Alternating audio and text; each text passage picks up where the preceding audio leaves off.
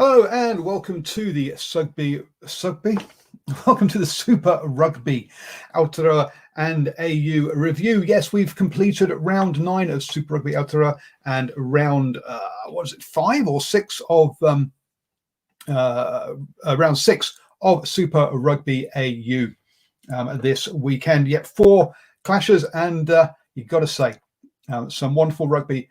And some upsets as well. Get definitely some results that none of us saw coming. And so we'll get into all of that action. As you can see, it's just me, myself, and I. Well, I have got a beer with me as well, but no guests so far this evening. Hopefully, I'll be joined by someone arriving late. But let's see how it all goes. We kicked off on Friday night with a wet game between the Rebels and the Brumbies. Now, as soon as I saw it was a wet game, I'll be honest, I had sudden flashbacks to watching the Rebels and the Reds, or was it, I think it was that way around, earlier in the season. And boy, oh boy, that was a horrible game. 6-0 at halftime. We went into super time, which involved just being kicked back. And that was the 18-all draw on a wet day. So I must admit, I started off thinking, oh my word, this is going to be horrible. But luckily, I was surprised and it was much better than that one. Now, I do have a guest who is joining me.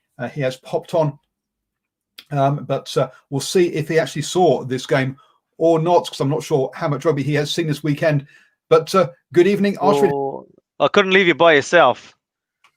Absolutely not. I've got to have Rolf step in and talk while I'm drinking. as Rolf Harris would just say, do you think I would leave you crying when there's room on my horse for two?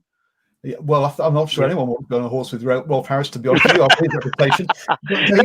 Coming back to your original question, no, I didn't see this game. Brilliant. Okay, that's good. So take a back seat, have a beer. I'll take a back seat. Yeah, and I'll just disappear again. Yes, exactly. So I say this one was a wet one, and good evening everyone who's in the live chat, by the way. Thank you for joining us. It's good to have you along. You can join us by the way on Twitter, Facebook, or YouTube here on New Zealand Sports Radio. I'll be honest with you folks, our favorite place to have you is our Facebook page. We really are trying to grow that up to trying to hit that 10,000 followers mark. We're just over 1,000 at the moment, so got some way to go there. So if you could head over to the Facebook page and give it a like and a follow, that would be much appreciated. So wet weather game, especially with one of those teams who, well, I had a quick look back at my notes from the previous wet game. It was like, oh, thank goodness someone's actually kicked posts at last. But no, this first half was fantastic by particularly by the Rebels, who came out and really dominated this first half. It was 27-7 at half time. And just on half time, the Brumbies got a yellow card as well. So look, it was all Rebels up to that point. Now you'll hear a lot of the time when you talk to coaches and stuff, and you'll see that we are, what's the word? You'll see them talk about, oh, we didn't have enough hustle, or yeah, we lacked physicality tonight, and they sort of run out those kind of cliches. But this first half really was one of those where the Rebels just wanted the ball more than the Brumbies did, and they chased and hustled to get the ball first. And by getting that ball first, that's really how they won this one. Hodge picked up a couple of tries. Now, Hodge is a really underrated try scorer. A lot of people would normally say, oh, yeah, Corbett, he's a try-scoring machine. No, Hodge scores at a quicker rate than Corbett does. He's a very underrated guy. He has a nose for finding that try line. He just doesn't know how to wear a single shirt all the time, and keeps changing the numbers on the back. But apart from it, yeah, he's a very good try scorer. He's actually scoring at a faster rate than Israel Folau, who's a top try scorer in Super Rugby of all time. But Ashwin, before I carry on this one, Nocturnal Rights wants to know, are you okay? It's Yeah, really... I just responded to him in the old chat room. Yeah, no, I'm fine. I was just like, as Paul alluded to, I haven't seen this game, so I'm not going to be able to add a lot of value to it, apart from adding that, yeah, Reece Hodge is an underrated player. He is. And also, Ashwin, with your deep tactical analysis, Deep undercover. What are the Brumbies known for? Getting a penalty, kicking to the corner, and doing a rolling maul, and their number 2, Saifang, scores a try off the back of it. Absolutely. Now that relies on one of those things happening, doesn't it? Which is winning your line out. Whoa! You're gonna tell me News Alert they didn't win lineouts? They lost 5 lineouts at the out of 21, 76%. And when, as you say, your primary weapon is kick to the corner, line out, maul, try. When the opposition get up and steal your line out 5 meters out, that's not a good sign. Yeah, look, I think interesting. Something that I can comment on is that teams trying to defend the Brumbies rolling maul are pretty much up against it.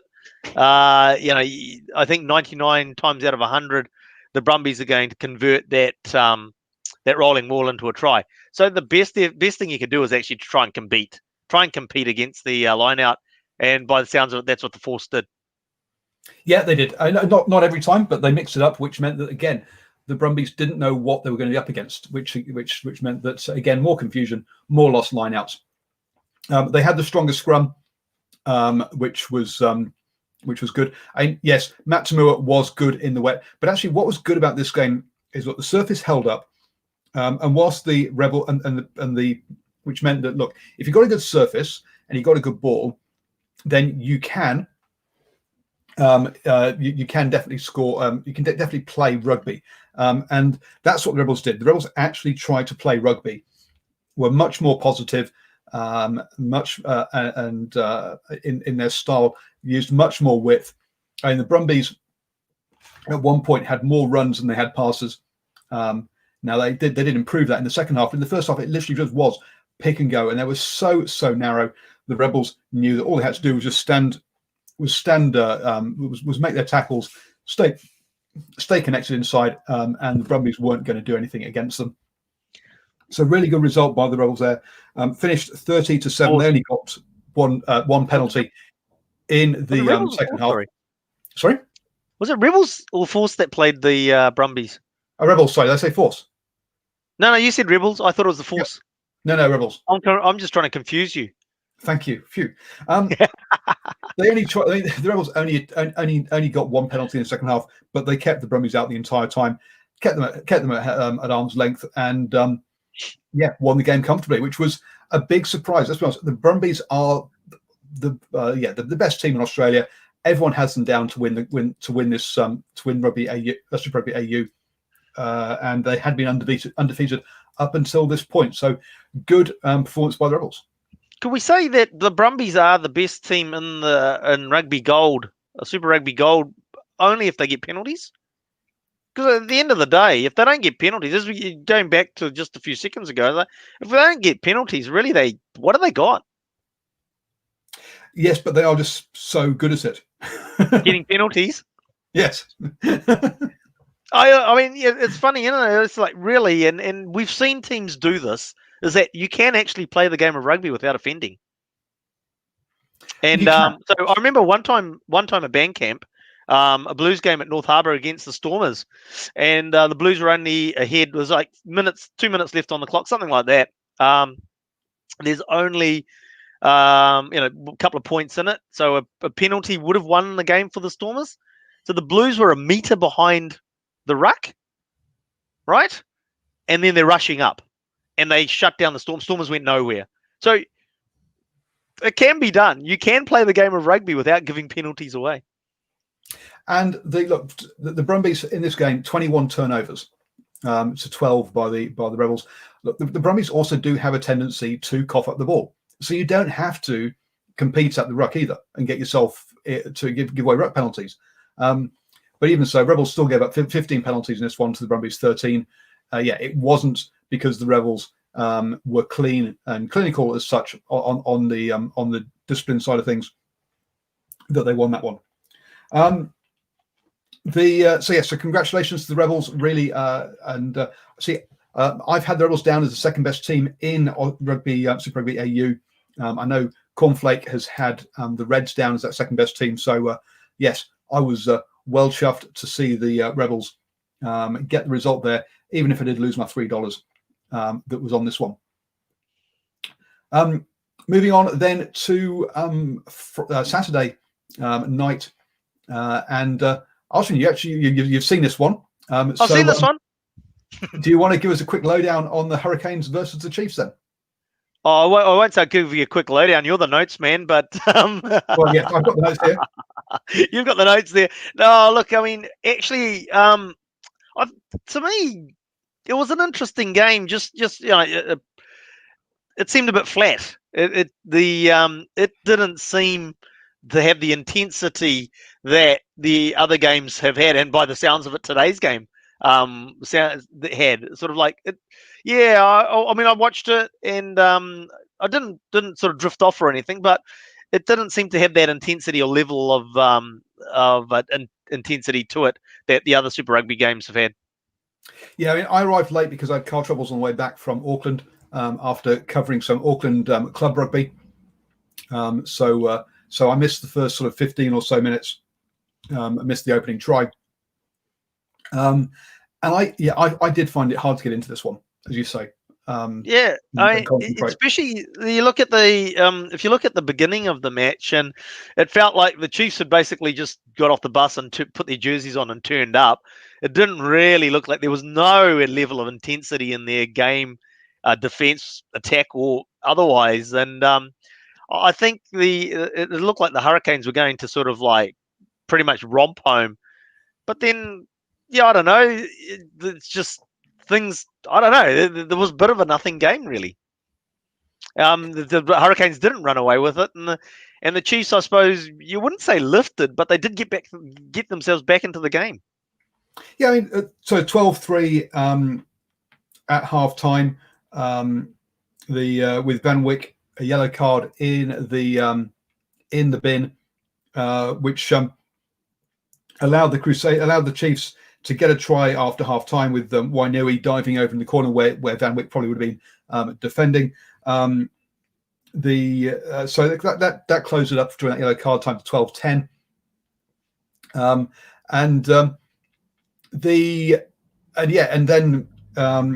The Hurricanes did enough to keep the Chiefs at bay, right? The Chiefs were kind of in it, but you never felt like they were going to win it.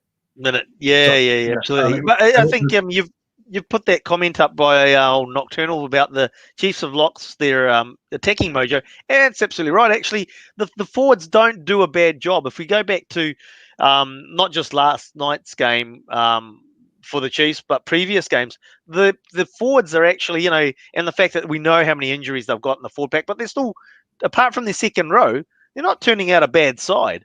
And even their second row, it's just because they're young, right?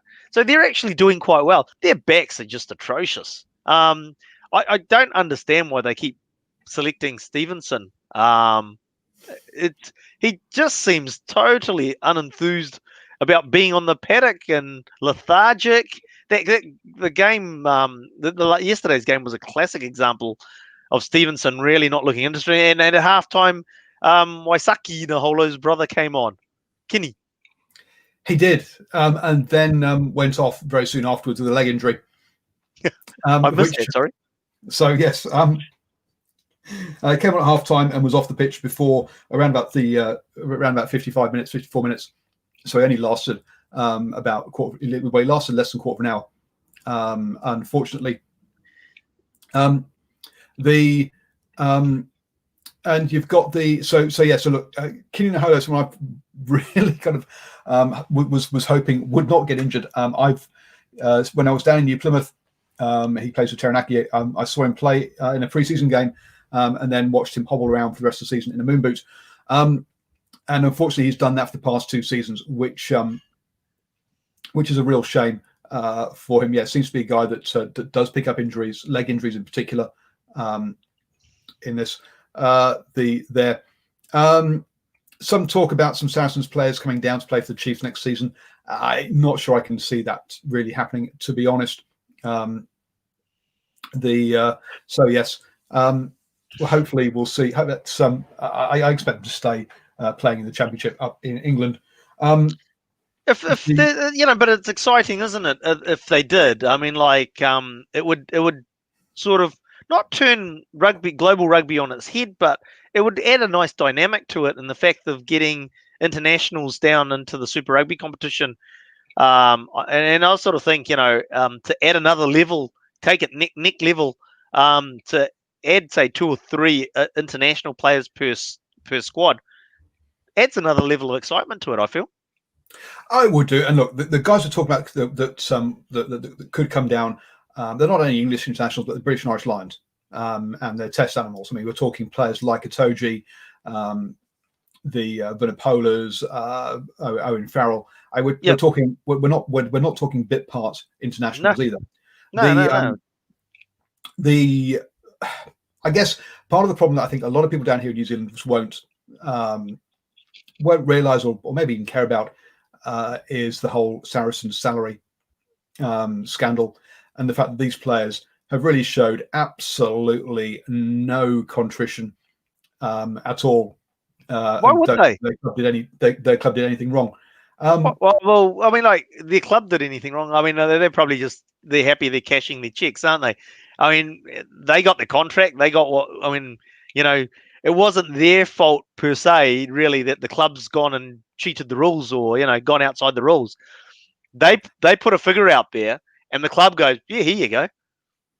Well, no, there was well, they had interesting business relationships with the owner of the club, which is where they went over the salary cap, not their actual contract. So anyway, but anyway, it's as far as they technical. It's a bit more technical than that. And they yes, and they're kind of like, we've done nothing wrong. We deserve the money. It's a short career. Yes, okay. So hence, I guess I haven't. There's a bunch of baggage around these players that colours my view.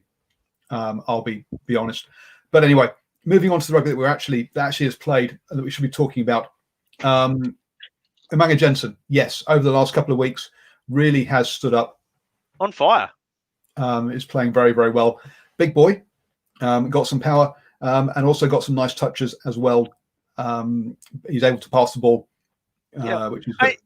Umaga Jensen was talked up when he first came on the scene and really didn't deliver anything. And it's like, oh, yeah, okay.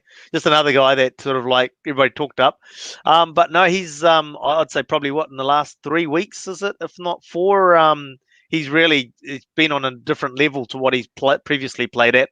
And he's providing, I mean, a lot of those Hurricanes backs are really sort of adding their touches.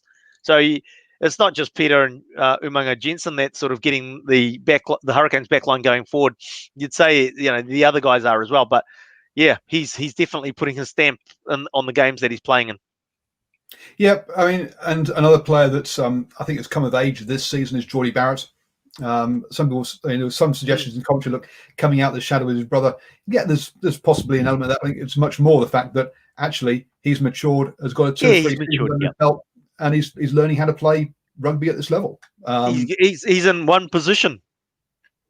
He's not playing here. He's not playing there. He's not going into that. He's playing one position and getting that chance to cement it. And I think it's paying dividends for the Hurricanes. So yeah, absolutely. Aaron says, does 2 standout games, and we're talking about back to Umaga Jensen here, not Geordie Barrett, make you an instant All Black? No, it does not make you an instant All Black, but it does put you. Just add water. That's probably. You've got to say now. If we're looking at the midfield stocks, obviously Goodhue, Anton Brown. A lot of people will talk about obviously Laumape. Rico Iwani is playing in the centres as well, but Peter Umaga Jensen's performances in these last 2 weeks have put him into that class of player. But the thing is, you can't just keep doing it for the odd game. You've got to show consistency for yourself. Effectively, what you're saying is that so he's shown it for the last 2-3 weeks. He's now got to do a season of it, and then he'll be considered for the All Blacks. Yeah, and I wouldn't be surprised if he is brought into the All Black squad to experience the environment. Yeah. But yeah, it's but not into the match day squad. Yeah. Yeah. Yes, no, absolutely. I just wanted to go back. Also, Steve mentioned the fact of Luke Jacobson and Takiaho coming back.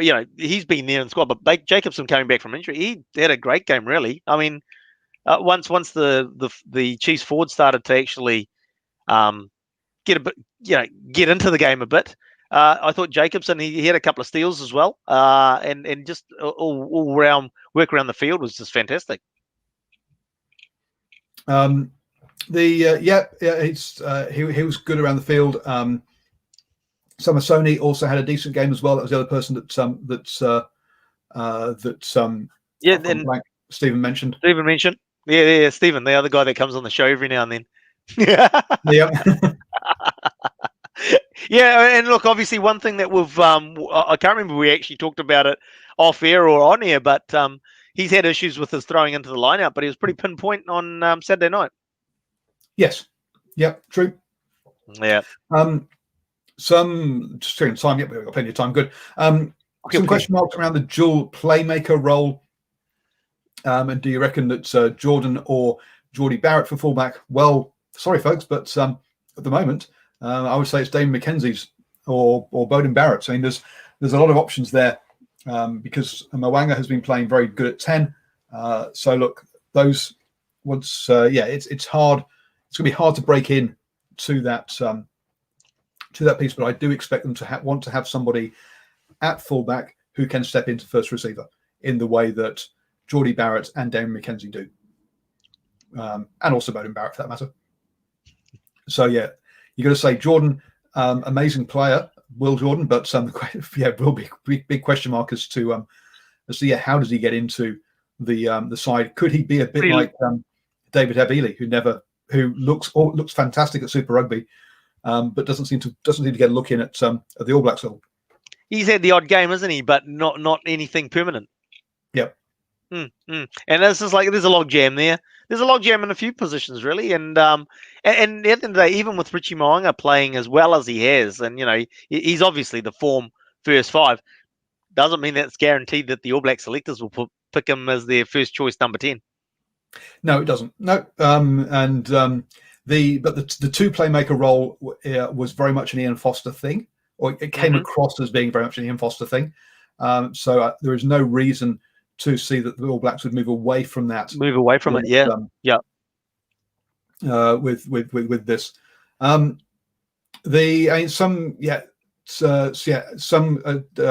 we talk about Chiefs, aren't we? That's good. Yeah, Lachlan Bashir has had a good season. Yeah, got to say. So he's got. I'm assuming he was injured last night. I assume so. Yeah, because he wasn't obviously wasn't even on the bench. So I put it out on Twitter, Will, but nobody seemed to respond. But I'm not sure. I didn't hear anything during the week or what happened. So I'm assuming that he was injured.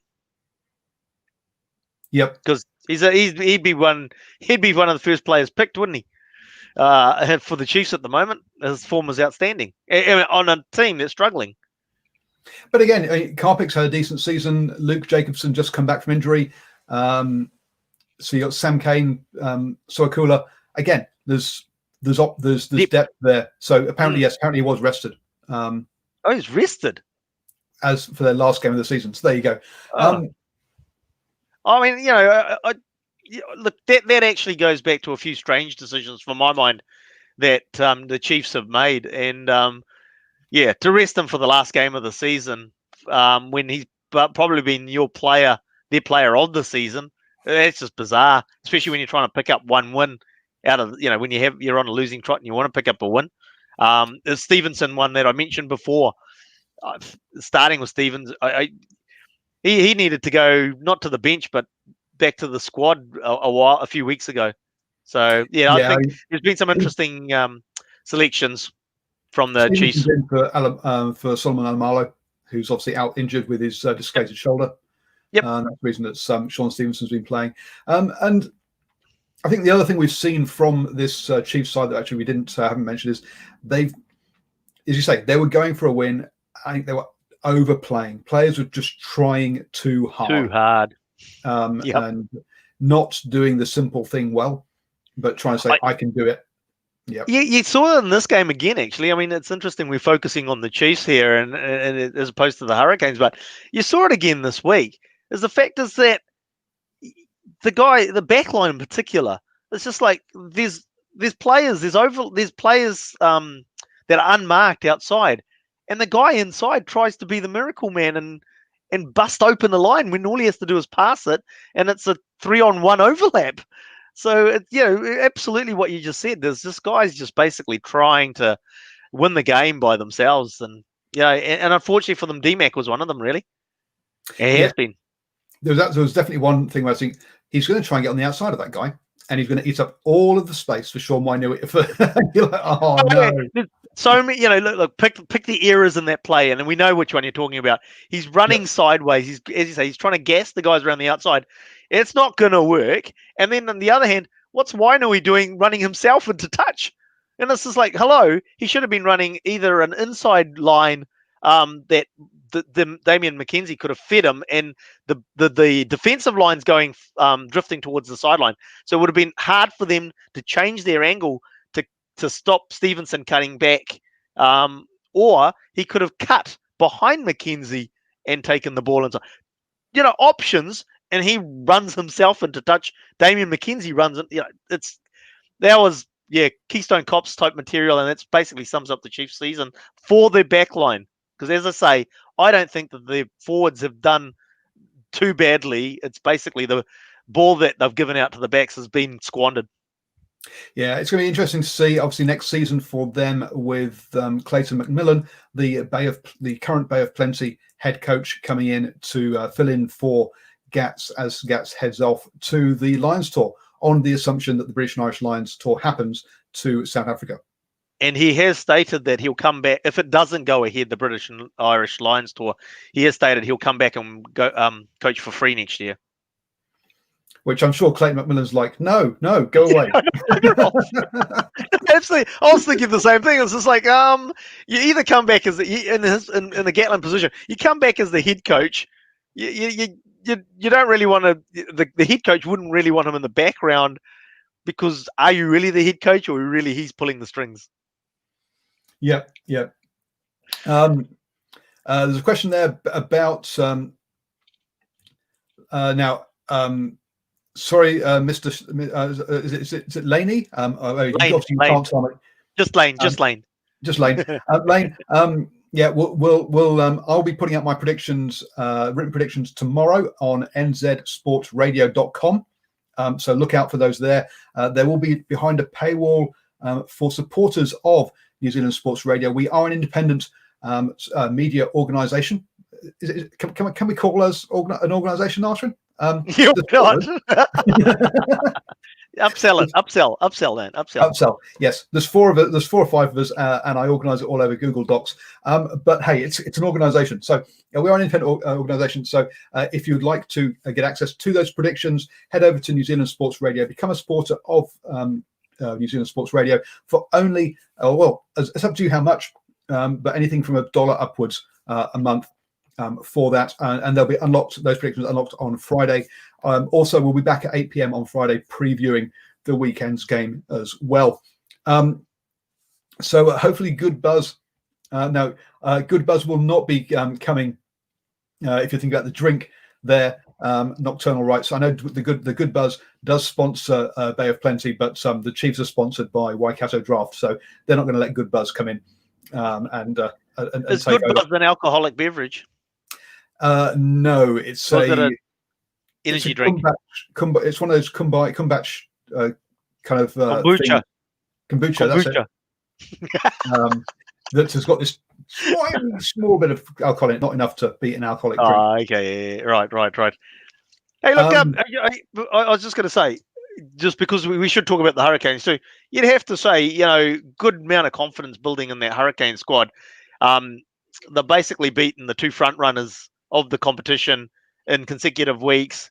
they got the job done against the Chiefs. So I thought they could have done a bit more convincing. But at the end of the day, we know through sport, doesn't matter what the sport is, it's always difficult to lift yourself for teams that you sort of think are underperforming and think, I'm going to go out there and smash them. It's actually quite a difficult mental thing to do. So yeah, I think the Hurricanes are doing actually quite well, and yeah. So yeah, didn't know it was a drink. It is a drink, and it is a drink that sponsors his Clayton McMillan's current team. That's what. But anyway, one of the things about the Hurricanes, they lost their opening 2 games, and one of the things we talked about in those opening 2 games was TJ Perenara just doing too much and losing control and talking too much. Yeah. Now, ever since Geordie Barrett's come back, part of the leadership, particularly of that back line, has been lifted off his shoulders, and also Dane Coles coming back as well. Those 2 players coming back seem to have shared that leadership around. TJ doesn't feel like he's having to do it all himself and run the whole show. They've been much more relaxed, much more settled, and have played much better. One of the things that TJ said, I think, I can't remember if it was after this game or last week, was that that Geordie Barrett's big boy just be physical. He just told him to be physical with his first thing, and he sets the example on defense. And you're like, hang on a second, that's your fullback with his first hit sets the example on defense. That's not really but it just shows that how having TJ there, having Geordie there took some of the weight of leadership off his shoulders, and he's played a lot better as well. And he stopped arguing as as much as with the referees as he did in the first few rounds, because that was just off the chart, wasn't it, in terms of the level of chat that he was having with the referees. And at the time, I don't believe he was the captain even. No, I think he was, because him and Dane Coles are co-captains. Co-captains, right? So big thing there. Yeah, so reduce the chat with the refs and focus on your own game, and it's obviously been a big factor for them. I think Gavin also mentioning Savia. Look, obviously Savia came in early. I remember he did, and obviously he was just lacked game time, and it showed in his game. But once he's got that game time on, he's on now, and he's been on for a few weeks, and yeah, it's noticeable the lift in the team with him with his game on. Yep. Has Amua overtaken Coles now? Not in the All Black selection, no. Not in Hurricane selection either, because obviously Coles is still starting. So he's sort of like it. But in saying that, obviously Amua, now that he's laid off the KFC, is he's adding so much coming off the bench, and they can rely on a really top level player to come on with 20 or 30 to go, and know that they're not losing a hell of a lot by Dane Coles going off. Obviously, just leadership and experience. Yep. So yes, congratulations to Hurricanes. And obviously, it came out of this thinking that knowing that they could be in with a shout of still winning the title, dependent on the Crusaders versus Highlanders results. They did what they had to do. They got the try bonus point, but it ended up being not enough. They have one more game now at home against the Highlanders. Sorry? Actually, I need to. One thing I absolutely forgot, and I know it actually came into today's game as well, which I haven't seen. But it's just like I just couldn't get through my head why the hell the Chiefs were taking threes. It's just like the first scoring opportunity in the game was a penalty, and it was about just over 40 out, and they go for the penalty, and it's like, guys, you're not going to beat the Canes, you're not going to beat the Crusaders by taking threes. It doesn't work. You got to score tries, right? I mean, if it's one bang out in front, on the 22, sure, take it. But reality is that these days there's certain teams that you have to score tries against, and Crusaders and Hurricanes are one of them. The two of them, I should say, one of them, two of them. And it's just like I just couldn't be. So they took the first shot, they missed, hit the crossbar quite spectacularly, really the way bang into it. Hurricanes come downfield, score a try. Like, okay, the Chiefs get a penalty. And they kick for the corner again. It's just like the Hurricanes are kicking to the corner. Their mantra is to score tries. They want to get tries. They want to get that bonus point. And you guys think you're going to beat them by getting threes? And they did the same thing the week before. It's just like They thought they were going to beat the Crusaders the week before by taking threes. It's like, yeah, look, that comes to me. That comes down to coaching. That's obviously a game plan that's been discussed before you go on the field. That's not the captaincy on the field deciding, oh, how are we going in this game, boys? What should we do? Go for the sideline or shot at goal? I think there's a bit of a difference between the second game, and I'll talk about why when we get to it. But yes, in this one, the once you're behind, you definitely can't be taking threes. So yeah. Moving on then to the Waratahs versus the Reds. The Waratahs took a week off.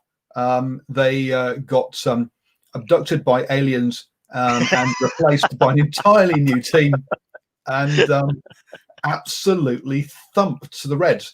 Playing at the SCG, they were talking about a cricket score, and I was just praying. I tweeted this out that actually allow the Queensland Reds to get 10 points exactly, and we could have a proper cricket score. In the end, unfortunately, the Reds made the conversion after 80 minutes. We had a cricket score for about a minute. We did. Well, before the conversion was being taken. But it was kind of amusing that after about I think it was probably about 23 or 26 minutes, I had a quick check on the TAB, and they'd already stopped taking bets on the Tars to win the game. And someone said, "Oh look, there's an hour to go," and I was like, "Yeah, that we don't need it. We know who's won this game already." It wasn't just the score; it was just also the Reds just were not there, were they? They weren't there, and every time they had the ball, they'd make an error or whatever. Whereas the Waratahs, when they had the ball, they nailed it. They put the stake in the ground and hammered it home. See what I did there? Waratah, put it in the ground, nailed. Waratah, sweet. It's a flower. Oh dear. They grew throughout the game.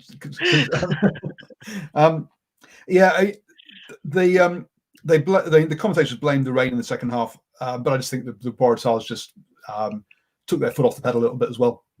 Oh look, we've seen it. We've seen it before. I mean, like I'm going to use All Blacks games for example. This is going way back where I think playing the Wallabies, for example, Athletic Park, and the All Blacks put like 40 points on the Wallabies in the first half.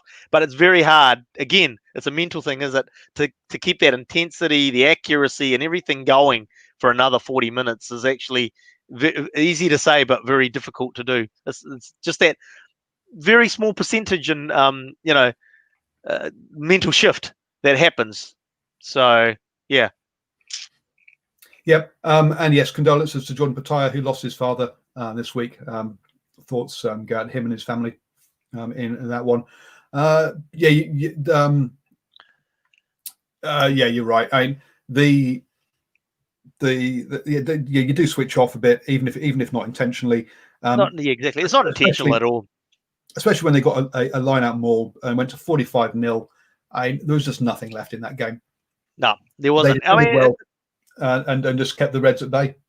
And then basically, I think in that second half, the rain came down a bit harder as well. And so it did actually become a lot more difficult in that second half. But then when they had the misty rain in the first half, it was like, it was quite wet in that second half. That's what you always expect in Australia. It's always raining there. And it's just, the Reds, every time they tried to do something, basically just made an error. Yeah, 18 penalties didn't help them. Losing a third of their lineouts didn't help them either. Yeah, they were awful. Look, the Reds, after last week, they narrowly lost to the Brumbies, and you sort of think, shit, this is a good Reds side. But one thing that made them lose the game against the Brumbies and caused them problems from the outset in yesterday's game was their lineout. What helped the Waratahs get their roll on in the first half was the dysfunctionality of the Reds lineout. The chances the Reds had to basically get on, they got their throw in, so a chance to get the ball, hold the ball for a bit longer, and their lineout malfunctioned, and the Waratahs ended up with the ball again. So the way the table looks now is that the Brumbies top the table on 18 points still. The Melbourne Rebels are 4 points behind on 14 points, 3 wins and no bonus points. The Waratahs jump up to third with 11 points, and the Reds also have 11 points as well. Western Force down the bottom there by 2. So yeah, all very tight. The first place goes straight through to the final. Second and third play a semi-final before going, and obviously the winner of that plays the top team in the final. So that's how the Super Rugby AU will finish. And then we had the won't finish. Still going. Sorry. Won't finish. How it will finish. That's the process of it finishing. Oh, right. Sorry, my bad. They've got a final series. Moving on then, the Crusaders versus the Highlanders. And boy, the Highlanders came out of the sheds and started at speed. Obviously, Arsenal's not seen this one. I haven't seen this one. No, but I was sort of like got an idea of what happened. With Frizzell bashing over. The Crusaders then kept the ball alive. So basically, they avoided contact, and it looked a bit harum scarum. But there's always a player that they could offload or give the ball to, even when they were going backwards without that. But that then, when they did get a contact, meant that the Highlanders' defence had not had any time to reset, and that's how they got the overlap and put it away. The Crusaders lost Moody early to an injury, and in the second half they lost a replacement prop on the other side to a bad. He went off on the stretcher. So we hope that he's okay. I've gone blank as to the guy's name. It's the Irish guy. Ollie Jaeger. Yeah, Ollie Jaeger, thank you. Who had to go off on a stretcher. So we wish him a speedy and full recovery from that. So they lost two props, one on each side this game. The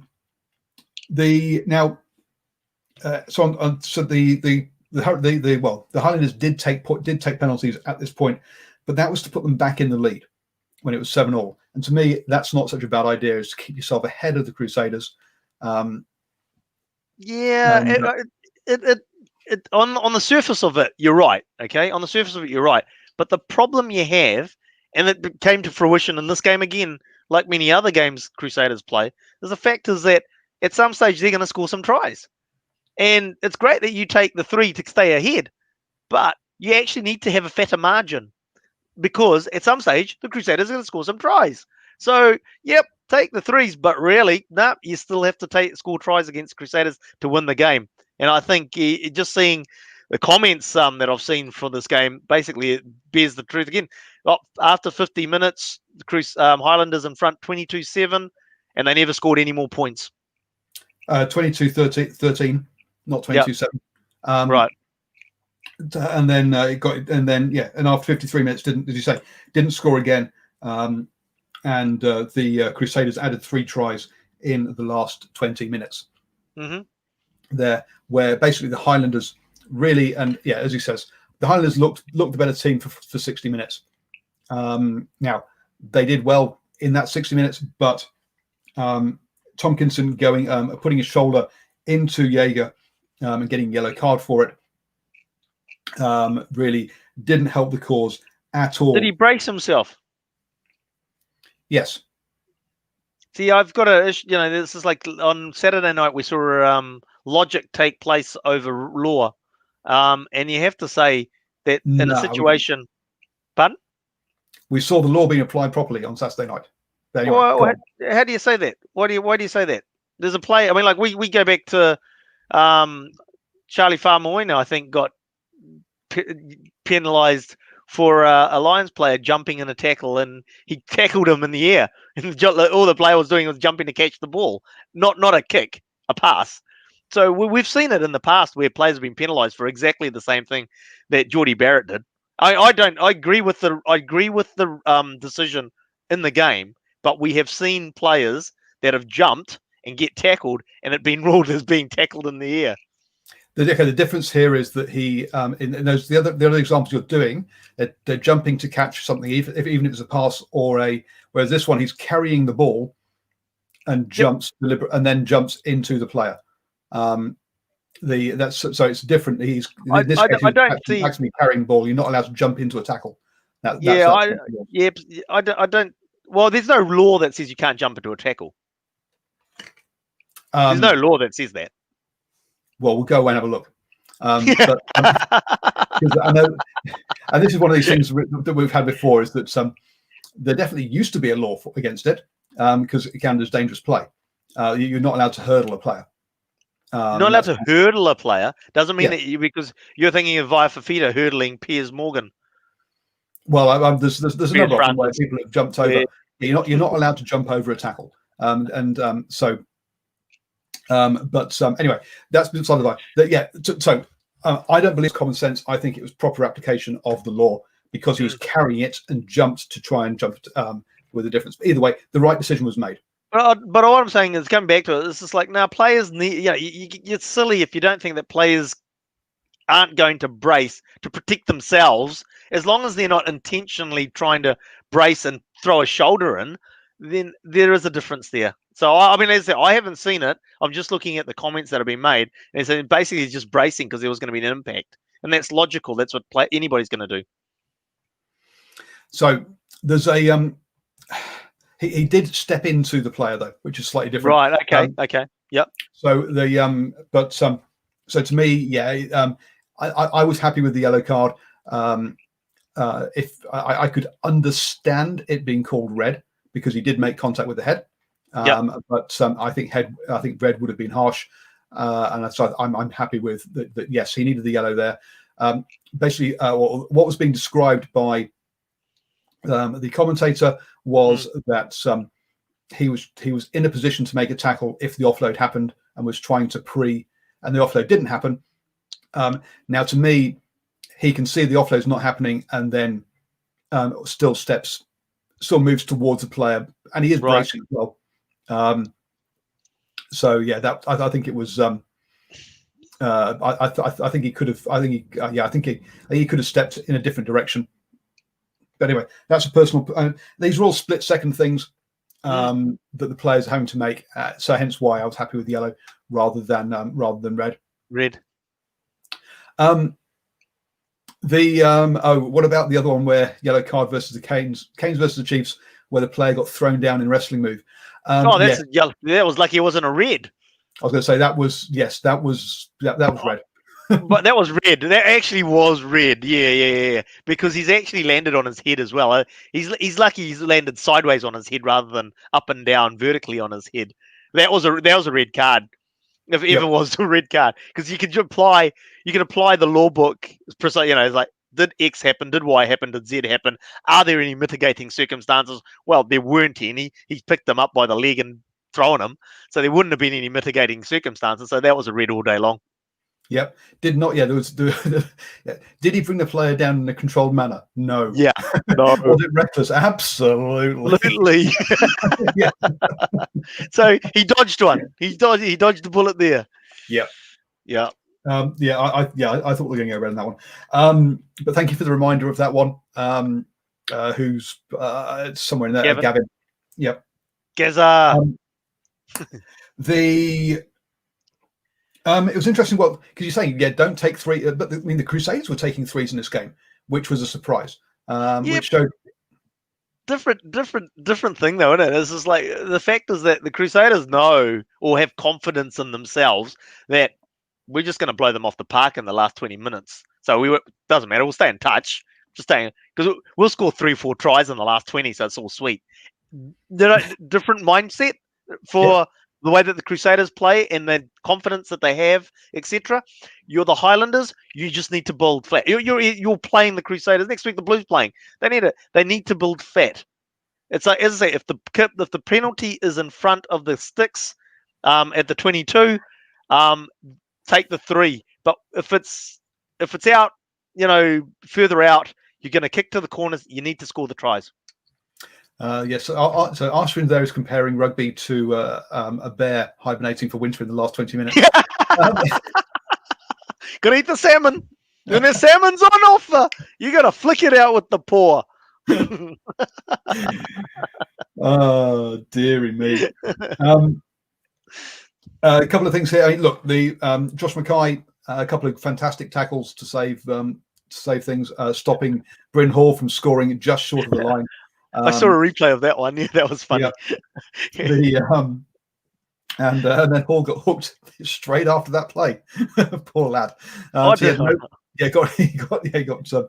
Now, did he get hooked because of that? I don't think so. I think that they were already warming up for his replacement. But he got hooked straight afterwards. Josh Ioane had a fantastic game in this one. A couple of real good breaks, really showing the skills that he's got and why. As soon as he's come back, they put him in at 10 and moved Hunt back to 15. Even though Dylan Hunt was not Dylan Hunt, the other one, Mitch Hunt, was actually playing pretty well at 10 when Josh Ioane was injured. No, was he? I think Josh Ioane's been able to take it to a different level, though. Oh, absolutely. But Hunt wasn't playing particularly badly. No, he wasn't. No, he wasn't playing particularly badly. No, he was. Hunt didn't do anything to say you have to drop me and find a replacement quick. Yep, that's just like when Josh came in, it was like, okay, yeah, we know you're that much better. In you go. Yep. But that's like the Hurricanes, right? In terms of if they're missing a piece of the puzzle, they need a first five. Jackson Garden Bishop isn't doing badly. It's just the fact is that you can set that back line even more alight if they had somebody with that was a Ioane for or what sort of thing. Or Bowden. Or Bowden.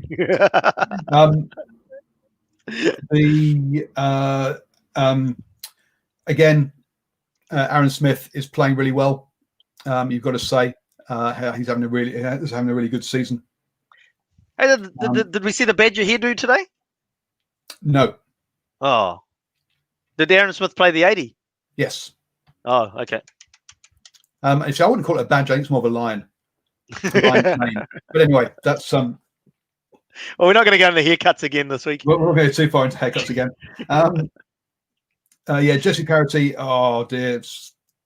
I thought a few some comments were a little bit harsh about him, but yeah, he didn't have a good game when he came on. Who's that? Jesse Parity. Look.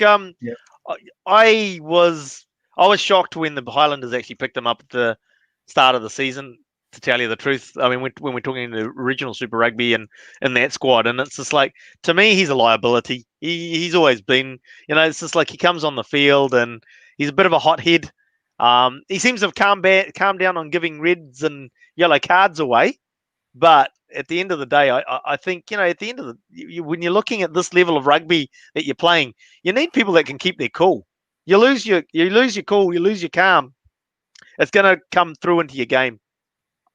Yeah. So I think they've got enough quality players in their back row. I mean, I know they've been using him as a lock, and maybe they are short a bit on locks there down in Highlander country. But nah, not for me, Jesse Parity. Yeah, had a couple of injuries down there in the locks, unfortunately. Shannon Frizzell, also had a really good game as well. He's really coming like leaps and bounds, which means it's really interesting issues now for the All Black selectors around the back row stocks. There's a whole bunch of players that are not established All Blacks that are putting up their hand. Hoskins Tutu. What are you talking about, dude? What are you talking? Cornflakes has told you. Just put the Highlanders team in black jerseys, man. We know this. But yeah, so there's a whole bunch of young lots. Callum Grace, Hoskins Tutu, another couple who are putting their hands up. So yeah, so really going to be difficult selecting that All Blacks, and that North-South game could be an absolute cracker. On the Crusaders side, well, hey, Sever Reese, wow, didn't he try and chase down Nariki, but couldn't quite catch him. So that's a good foot race if you want to see one, because I mean Nariki is quick, but say Sever Reese got pretty close on that one. The Bridge also showed his worth with Luke Romano, the old fella, comes on a wonderful offload. Had also a decent game. And the old fella comes off. That's nice. Don't worry, he's only half the age of us. Actually not. No, he's not. Actually, he's not that. But yeah, he's at least a decade younger than we are. So and Richard Mwanga definitely ran things as per usual in there. Congratulations to the Crusaders for winning Super Rugby Aotearoa and picking up that wonderful trophy that has been made specifically for this tournament. We've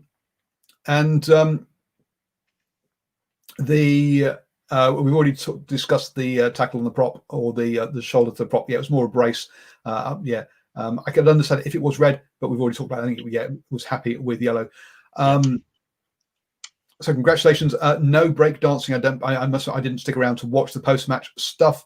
So no break dancing, I believe, by Razor yet. No, they did a haka. They did, yes. The Crusaders now did their haka. Haka. Haka.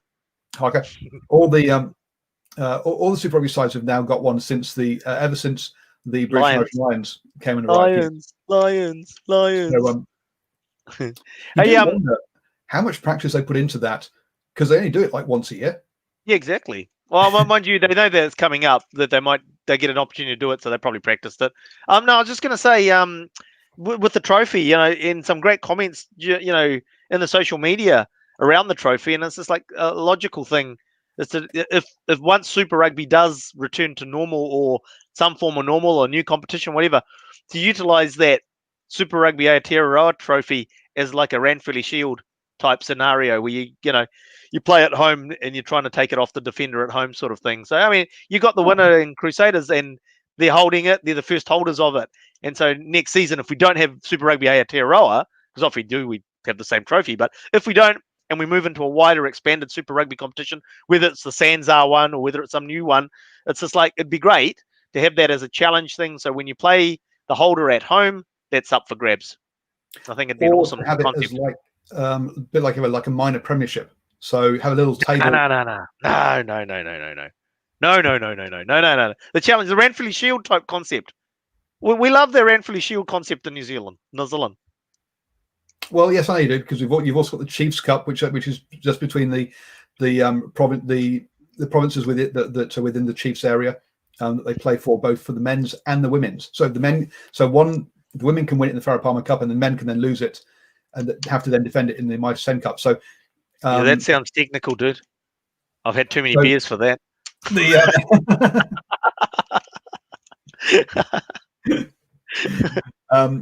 yes, folks, look, tomorrow night at 8 p.m. we'll be back with the Driving Maul show. So yeah, Monday nights 8 p.m. is the Driving Maul show. And yes, we've had Rugby Australia come out and say there's a red line that we're drawing in our blood, which says we're not having less than 5 teams. New Zealand Rugby go away and really think about what kind of competition you would like. At the moment, that's something I think we'll be discussing on the show tomorrow night. Also, we'll be talking about the club rugby, particularly those club rugby in the north part of the North Island. I was at Eden versus Papitoto. This weekend, and Stephen was at Ponies or Ponsonby versus Marist.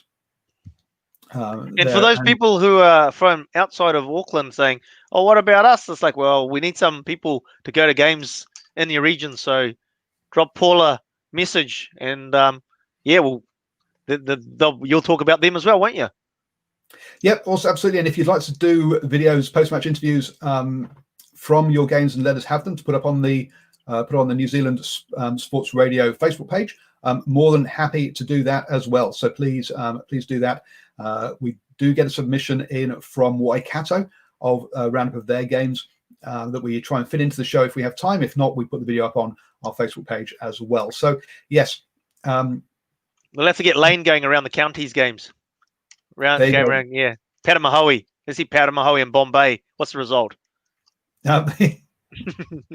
So Lane, yeah, if you'd like to do that, do get in touch. Clearly, Archery knows who you are on there. He's Rohit's mate. Yeah. So we'll be talking about that as well. We'll have looking at having the same sort of Boa on if you've been watching from the last or Bo on from the last week again, who is part of Manukau Rovers, discussing that as well. And hopefully we'll have Dwayne, who is the current Samoan at number 9 international player. So do join us tomorrow night 8 p.m. for the Drive More show. And I'll be back at 7 a.m. tomorrow morning with the morning sports briefing. We help you start your day the best way, up to speed with all the important sports news every single day at 7 a.m. So, and if you can't catch us at that time, how about listening to the podcast on the go? Just search for New Zealand Sports Radio on Acast, iTunes, iHeartRadio, and Spotify. Thank you, guys.